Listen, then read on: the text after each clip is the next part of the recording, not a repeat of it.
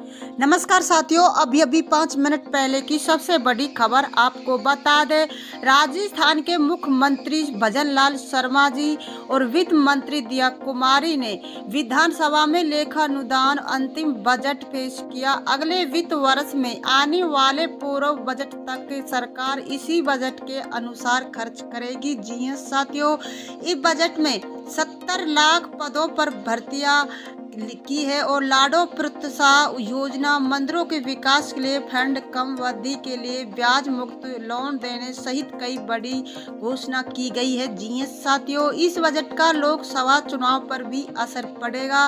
राजस्थान के सियासी जानकारों के माने तो पेश हुए राजस्थान के अंतरिम बजट में कई ऐसी घोषणा की गई है जिन्हें भाजपा लोकसभा चुनाव में केस करेगी। इन घोषणाएं के केंद्र में खास वर्ग के वोटर है, जिसमें मिशन 25 और अब की बार 400 पार के सियासी जुमले को फिट किया जाएगा। साथियों, राजस्थान के अंतरिम बजट में वित्त मंत्री ने 70,000 पदों पर भर्ती निकालने की घोषणा की है। वित्त मंत्री दिया कुमारी ने कहा कि युवाओं को संबल प्रदान कर उनके लिए रोजगार के अधिकार अवसरों पर सृजन करना हमारी सरकार की प्राथमिकता है।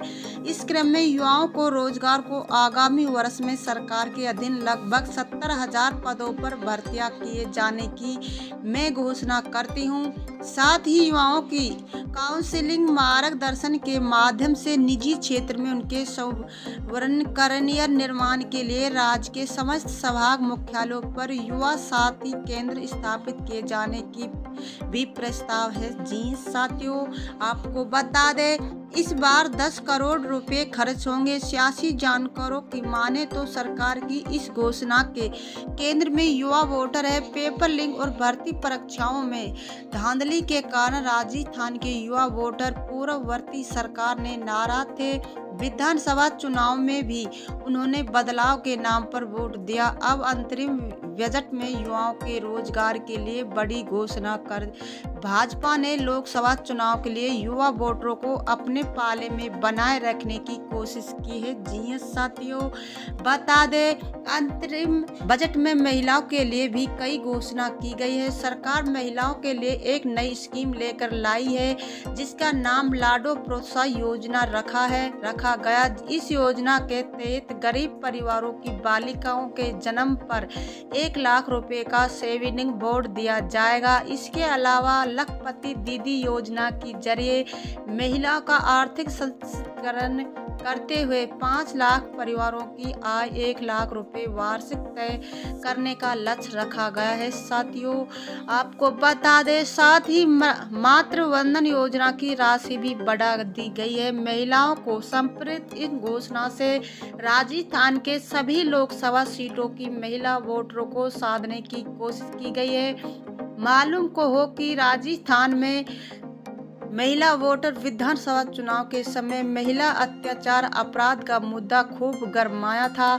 सरकार बनने के बाद भाजपा ने इस मुद्दे पर काम भी शुरू किया। अब बजट में महिला के लिए विशेष घोषणा कर उन्हें लोकसभा चुनाव में भी अपने पाले में बनाए रखने की कोशिश की गई है। जी साथियों, बता दें अंतरिम बजट में प्रदेश के 20 बड़े मंदिरों के विकास के लिए 20 करोड़ रुपए के फंड की घोषणा की गई है। इसके तहत जिन मंदिरों का विकास होगा उसमें जयपुर के गोविंद देव जी मंदिर और बांसवाड़ा के मानगढ़ धाम, डीग का श्री कलौठा, रणथंभौर का और श्री सहित अन्य शामिल है। वे सभी मंदिरों अपने अपने इलाके की बेहद प्राचीन और मशहूर है। इन मंदिरों पर आसपास के लोगों की गहरी आस्था है। जी साथियों, जानकारों की माने तो मंदिरों के विकास वाली घोषणा से भाजपा सरकार ने हिंदुत्व में एजेंडे को केंद्र में रखा है। यह भाजपा की पुरानी नीति है। जी साथियों, बहुसंख्या हिंदू समाज के लोग भाजपा के वोट बैंक में शामिल है। लोकसभा चुनाव से पहले राम मंदिर प्राण प्रतिष्ठा के जरिए उन्हें खुश किया जा चुका। अब राजस्थान के 20 मंदिरों के विकास की घोषणा के साथ भाजपा ने बड़ा मास्टर स्ट्रोक चला है। साथियों, पूर्वी राजस्थान नहर परियोजना ERCP राजस्थान की 13 जिलों के लिए बहुप्रतीक्षित मांग है। विधानसभा में जीत के बाद भाजपा ने इस परियोजना पर तेजी से काम करना शुरू किया। मध्य प्रदेश सरकार के सहमति मिलने के बाद इसका काम शुरू किया जा चुका। अंतरिम बजट के इसके बारे में कहा गया कि केंद्र सरकार के सहयोग से इस परियोजना को वैध रूप देते हुए उपलब्ध पानी की मात्रा बढ़ाई दी जाएगी। पूर्व अनुमानित परियोजना के लिए आवश्यक राशि 37,250 करोड़ रुपए को बढ़ाकर लगभग 45,000 करोड़ रुपए करने का प्रयास है। साथियों, पूर्वी राजस्थान नहर परियोजना ERCP के जरिए भाजपा राजस्थान की 12 लोकसभा सीटों पर फोकस कर रही है। विधानसभा चुनाव में भी भाजपा को ERCP के दायरे में आने वाली सीटों पर बढ़त मिली थी। पूर्वी राजस्थान करीब 70% वोटों पर भगवा से परचम लहराया था। अब लोकसभा चुनाव के लिए भाजपा ने यहां के वोटरों को बड़ा तोहफा दिया है। साथियों, आपको बता दें, अंतिम बजट में किसानों को लेकर भी बड़ी घोषणा की गई है। PM किसान सम्मान निधि योजना के अंतर्गत किसानों के लिए देय वित्तीय सहायता को प्रति परिवार 6,000 से बढ़ाकर 8,000 रुपये वार्षिक करने की घोषणा की है। इसके लिए 1,04,00,000 करोड़ रुपए वार्षिक का प्रस्ताव किया है। साथ ही प्रथम चरण के रूप में रबी फसल गेहूं में न्यूनतम समर्थन मूल्य के अतिरिक्त 125 रुपये प्रति क्विंटल बोनस उपलब्ध करवाने का भी निर्णय लिया है। इस पर 250 करोड़ रुपए व्यवसाय किए होंगे। साथियों, साथ ही वित्त मंत्री ने राज्य में मोटे अनाज उत्पादन को और बढ़ावा देने तथा ग्रामीण परिवारों को अपनी आवश्यकता का अनाज पैदा करने की दृष्टि से आगामी वर्ष 12 लाख किसानों को मक्का, 8 लाख किसानों को बाजरा, 7 लाख किसानों को सरसों, 4 लाख किसानों को मूंग और 1 लाख किसानों को ज्वार मोठ के उच्च गुणवत्ता के बीज उपलब्ध करवाना जाना प्रस्तावित है। किसानों के लिए की गई इस घोषणा से प्रदेश के बड़े वोट बैंक को अपने साथ जोड़े रखने की कोशिश की गई है। जी साथियों, बता दें, बजट पेश करते हुए वित्त मंत्री दिया कुमारी ने प्रदेश की पूर्ववर्ती कांग्रेस सरकार पर भी निशाना साधा।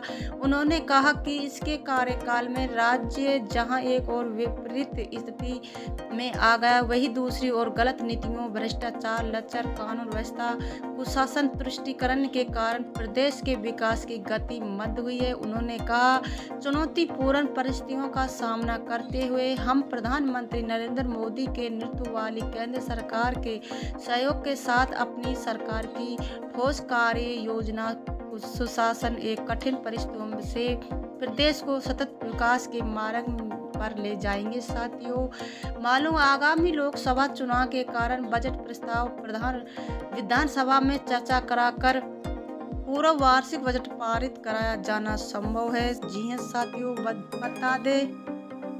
बता दे राजस्थान विधानसभा वित्त मंत्री दिया कुमारी ने पेश बजट में बड़ा ऐलान किया। उन्होंने राजस्थान में 5 लाख परिवारों को मुफ्त बिजली देने की घोषणा कर लोकसभा चुनाव से पहले प्रदेश के लोगों को बड़ा तोहफा दिया है। साथियों, राजस्थान की उप मुख्यमंत्री दिया कुमारी ने बजट में किसानों, युवाओं और गरीबों परिवारों को ध्यान में रखकर कई घोषणाएं की है। उन्होंने बजट पेश करते हुए कहा कि सोलर पैनल के जरिए राजस्थान में 5 लाख परिवारों को मुफ्त बिजली दी जाएगी। दिया कुमारी ने बताया कि प्रधानमंत्री नरेंद्र मोदी की ओर से किए गए ऐलान के तहत प्रदेश 5 लाख घरों के छत पर सोलर पैनल लगाया जाएगा। इससे इस परिवारों को हर महीने 300 यूनिट तक बिजली फ्री में दी जाएगी। वही उन्होंने किसानों को PM किसान सम्मान निधि के तहत हर साल 8,000 रुपये आर्थिक सहायता देने की भी घोषणा की है। साथियों, आपको बता दे भजनलाल शर्मा सरकार की तरफ से डिप्टी CM और वित्त मंत्री दिया कुमारी पेश करेगी। दिल्ली में जिस तरह से केंद्रीय बजट पेश किया गया है, उसी पूरी छाप यहां देखने को मिल सकती है। जी हां साथियों, राजस्थान में इस समय किसान, महिला, युवा पर बीजेपी पूरा फोकस कर रही है। इन तीनों को राहत देने की तैयारी, महिला को आर्थिक शक्तिकरण, युवाओं को रोजगार परक शिक्षा रोजगार, किसानों को डीजल में राहत के साथ ही साथ सम्मान किसान सम्मान निधि में बढ़ोतरी की तैयारी है। साथियों, प्रदेश की पूर्ववर्ती कांग्रेस की अगुवाई वाली अशोक गहलोत सरकार ने एक तीनों को फोकस किया था, लेकिन डीजल की कीमत में राहत और किसान सम्मान निधि में बढ़ोतरी की बात नहीं की थी। इसलिए चुनाव के दौरान बीजेपी ने इस मुद्दों को प्रमुखता से उठाया और चुनावी मुद्दे के रूप में जनता के सामने पेश किया है। इसलिए सब इस बजट में प्रदेश सरकार सभी प्रमुख बिंदुओं पर फोकस करने की कोशिश कर रही है। साथियों, आपको बता दें, फोकस होगा राजस्थान में महिला वित्त मंत्री बजट पेश करेगी, इसलिए यहां पर लखपति दीदी के जरिए एक संदेश देने की तैयारी है। लोकसभा चुनाव करीब, इसलिए एक बजट का पूरा असर चुनाव पर डालने का भी प्रयास चल रहा है। साथियों, वीडियो को लाइक करें, सब्सक्राइब करें, बेल आइकन ऑन कर दें ताकि वीडियो की जानकारी मिल सके। जय हिंद, जय भारत।